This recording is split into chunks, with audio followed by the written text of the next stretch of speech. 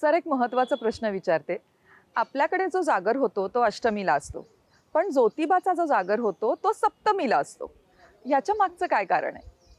देवनाथ केदाराचा जागर हा सप्तमीला संपन्न होतो. याचं कारण आता जसं आपण म्हणालो, की देव दख्खनचा राजा या नावानं जरी जगप्रसिद्ध असला, तरी त्याचं अंतर्मन किंवा त्याचं अंतस्वरूप हे नाथ योग्याचं आहे. देवाचं जर मूर्तीवर्णन आपण बघितलं, तर हातामध्ये खड्ग, डमरू, त्रिशूल, पानपात्र धारण केलेला हा अष्टवर्षाचा बटू स्वरूप आहे. माथ्यावरती 9 वेटोळ्याची जटा आणि क्रमणपद म्हणजे डावा पाय किंचित पुढे टाकलेल्या स्वरूपामध्ये उभा असलेला हा बटू स्वरूप केदार हा मुळात शैली आणि शृंगी धारण करणारा नाथपंथी योगी आहे. आणि या योग्याच्या स्वभावामुळेच नवरात्र हा काही फक्त सण नव्हे, तर ते एक साधना पर्व आहे. त्या साधना पर्वामध्ये प्रतिपदेला या अनुष्ठानाला सुरुवात झाली आणि द्वितीयेपासून षटचक्राच्या जागृतीला आरंभ झाला.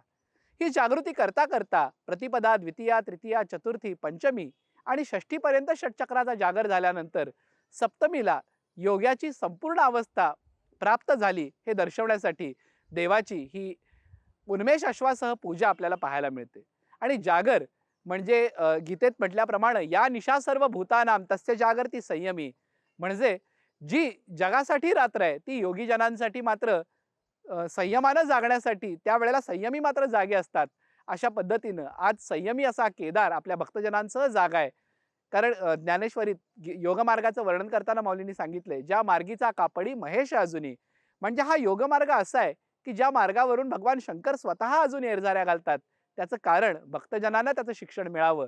तसं आपल्या भक्तांना या योगमार्गाचं शिक्षण मिळावं म्हणून या नाथ केदारानं घालून दिलेला हा नवरात्राचा पूर्ण हा क्रम आणि त्या क्रमाला अनुसरूनच देवीचा जागर म्हणजे शक्तीचा जागर अष्टमीला असला तरी नाथसिद्धाचा जागर मात्र हा सप्तमीला साजरा होतो, असं या सोहळ्याचं स्वरूप आहे. सहप्रायोजक रेलिवेक्स ऑइंटमेंट आणि महेंद्र ज्वेलर्स, राजारामपुरी, कोल्हापूर.